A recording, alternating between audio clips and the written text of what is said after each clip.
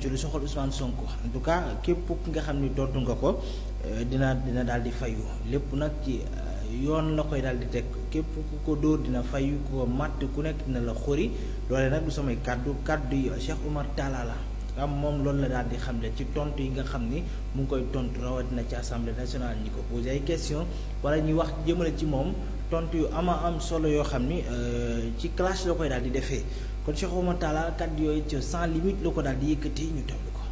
malgré respect bi mu am ci ay stade sax yëpp parfois mu cuq benn parce que position bi Sonko nekk c'est différent bu leen fàtte ni Sonko wax na leen ko nee na leen nekkoon naa ci assemblée bi ngeen nekk 127. ma nekk benn te jamono yooyu maa ngi la wax Sonko daa nekk assemblée comme benn yamb ci caaya mais tey les rôles ont changé Sonko moo doon nekk fee doon dal gars yi cette fois-ci moom fi mu féete day encaissé mais Sonko même encaissé wul de. non day encaissé ko mais non xam nga la muy encaissé. delloo na leen ko de. waaw non dina encaissé mais day saf. non avec courtoisie aussi Ouais. oui mais c'est normal xam nga assemblée dafa am une connotation politique mënu cee ñàkk. Donc parfois il faut débattre mais aussi il faut en coudre et en découdre et sur ce jeu Sonko il a le sens de la réplique c'est-à-dire boo ko dóoree benn c'est comme Modou Lo xam man Modou Lo moom fan yëpp maa ngi koy wër Modou Lo mooy koo xam ne boo ko yoxasoo benn day ñëw enchaîner ak 10 koom donc Sonko am na une partie de panque boo xam ne nekk na ci moom et posture bi mu nekk day encaisser coup bi c'est-à-dire même boo ko dóoree ko day xaar regarde la réponse qu'il a donnée à Tahirou Sarr. oui. Pourtant Tahirou Sarr avait fait une sortie. oui. C'était pas à l'Assemblée. pour wax ni waaw Sonko woo na ma bi ma woowee léegi daa bàyyi ba démb. mu ne ko woon naa la mais bi mu lay woo pour ñu ànd dama la doon woo pour wax la lii. donc c'est quelqu'un boo xamante ni il a le sens de l'écoute. et puis il a le sens quand même de cette réplique. Maintenant pour revenir sur l'affaire Barthélémy Diaz rapidement moi je te le dis de mon point de vue. oui. D'abord constitution Sénégal article 61. moom lañ jëlaat ci règlement intérieur article 51 voilà ne tout député boo xamante ni il est condamné le ministre de la justice moom moo war a bind bataaxal président assemblée nationale du dëgg d'ailleurs ñoom def nañu recours au niveau conseil constitutionnel. waaw mu tontu. conseil constitutionnel bi muy tontu dafa ne def c'est incompétent. Après nag mën nañu waxtaan ci compétence ak incompétence conseil constitutionnel mais ici en la matière dafa ne du rôle am du compétence am parce que jàpp na ni c'est un arrêté du président de l'Assemblée nationale et que c'est un acte administratif et quand c'est un acte administratif c'est pas auprès du conseil constitutionnel mais de la Cour suprême. Pour la mairie nous sommes en politique tu as raison il y a de la politique n'est-ce pas et ce sont ces postures politiques qui se sont déplacées. Parce que aujourd'hui su ñu demee ba Barth mën a allier à Dakar ak Macky Sall ak Amadou Ba moom moo ko wax ak Karim Wade ak tel contre ka mu doon àndal ils sont pas en phase et loolu tàmbaliwul tey jeu d'intérêt la y a un moment donné l'intérêt de Barth c'était que na leen Sonko soutenir quand Sonko était en prison personne ne voyait venir. D'accord.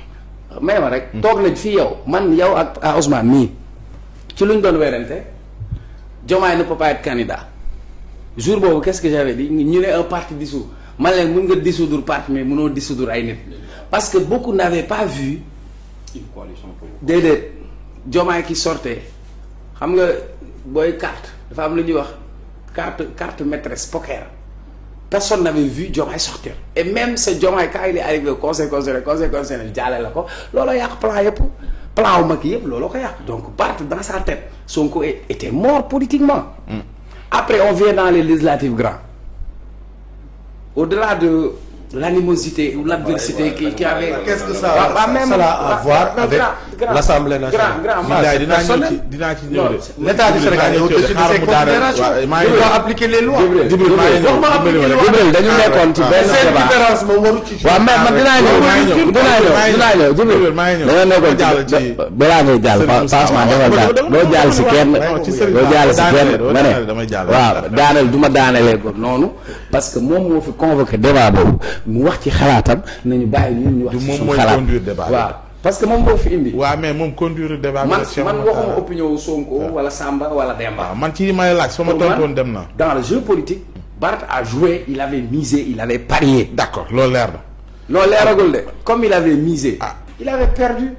maintenant comme li nga wax sur les faits man damaa toog fii toog naa ak yow ma ne la man ci li ma jàpp code général des collectivités territoriales lii la wax da ngay répété mais su fekkee ni dem na ba def recours bi 31 décembre lay génn. nañ ko xaar. bu 31 décembre génnee nag. su boobaa. d'accord ñu jubli ci leneen mais par contre accepter que. fii nii ci déclaration de politique générale beeg yépp tuune opposition bi moo tax sax mbir mi am doole. amee noonu d'accord mais Moussa noo ko jàngatee maanaam Ousmane Sonko tontu yi digganteem ak démb ñi nga xam te ne ñooy l'opposition parlementaire. déjà ñu koy wax sax ba tontuwuma si loolu ci laaj bi non yow yaa topp logique parce que boo fa dugg ba pare nga topp man li ma lay laaj ngay topp logique bi noo ko jàngatee kenn ma censuré Sonko daa le sens de la République tontu ma ci li ma la laaj c'est bien Sonko wuyu ma ku la dóor benn rek ku la li sa kii bi waxoon ku la ko sabañ rek rubuñ ko ba mu saf. mayel suñu gan gi mu ñëw wax. Voilà, c'est bien.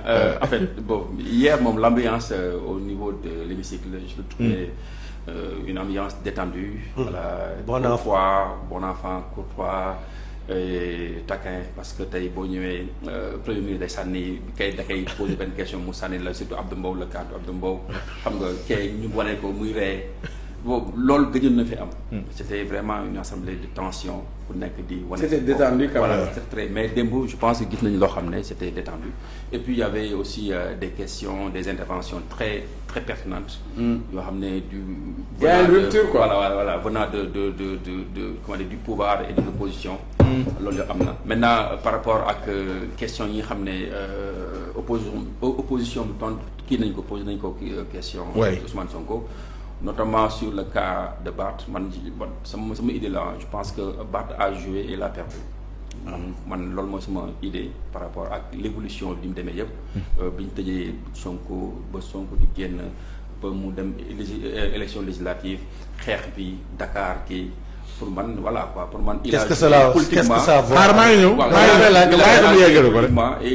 politiquement maintenant les autres aspects juridiques man mun ma si dugg parce que je suis pas habilité à le faire mais sama analyse politique la donc politiquement il a joué mais il a perdu parce que li mu noon xalaat yëpp li mu stratégie bi mu def yëpp dara antu aussi ba pare c'était à l'encontre de Sonko moom tamit bi mu jàppandoo voilà mu am les kii qu'il faut bon voilà on a vu ce qui s'est passé man pour man loolu la bu jekk woon tamit Sonko je pense loolu la koy def. mais c'est pas normal. Bah c'est pas normal mais. on doit pas utiliser les. mais est-ce qu'il a utilisé ou pas pour man est-ce qu'il a utilisé ou pas. bon y a les juristes vont danañ ci wax. juge danañ si wax wala kii dañ si wax. def nga tuuti droit. voilà ñoom dañ si wax. mais su boobaa nag léegi maintenant voilà quoi ñu jëm a xool nag. dañ ci même ba ci loi d'amnistie bi. bi koy abrogation wax ji leer na bu doon ñun ñoo tax léegi bëggatuñ. waaw loi d'amnistie bi man loi d'amnistie bi man dama jàpp ne ils ont leur réponse c'est-à-dire que l'opposition l'actuelle opposition ils ont leur réponse bi ñu c'est la première fois au Sénégal on a organisé des élections présidentielle opposition ba gagné ko premier tour avec 54%. Tout à fait. Ça c'est benn réponse la parce que ñoom seen vision yëpp naka la ñuy def ba tey li amoon mooy malgouvernance torture yi amoon benn réponse la deuxième réponse bi mooy les élections législatives. voilà mu nekkoon débat bu am solo bu amoon foofee ci sans limite Pape Cheikh Oumar Talla ak ñoom ci daal di seqal en tout cas ñëwaat ci Ousmane Sonko ni nga xam noonu lay daal di doxalee politiquement mu mel ni comme nañu daal di xam ne en tout cas il est intelligent macha allah ci ni nga xam ne noonu lay daal di doxalee ak tontu yi nga xam ni mu ngi koy daal di jiital mu mel ni daal dinañuy cofaale sax li nga xam ni moom mooy loi d'amnistie indi ci ay leeral boobu les plateaux bu amoon ci sans limite. mu mel ni ci loolee sax la ñuy jeexalee li nga xam ni moom mooy seen émission bi di antenne 14 kon dañuy daal di nuyu bu baax ñi ñu ci doon àndal ku ci mel ni Grand Thier Naar Fall Baye Naar ñu ngi koy nuyu Astou Diallo également Mohamed Sow ñu ngi koy nuyu bu baax a baax Fall Ibrahima ñu ngi koy nuyu Ousseynou Mbaye Cheikh Mbacke Niang kon ñoom it ñu ngi koy nuyu Adji Si di nuyu bu baax Jandi Sonko ñu ngi koy nuyu bu baax a baax Kaw Lassane Tandiagoura Oumar Loum suñu mama Fatou Lalla Thiam di nuyu Cheikh Mbacke Niang waa ñoom ñëpp ñu ngi leen di nuyu bu baax a baax suñu mama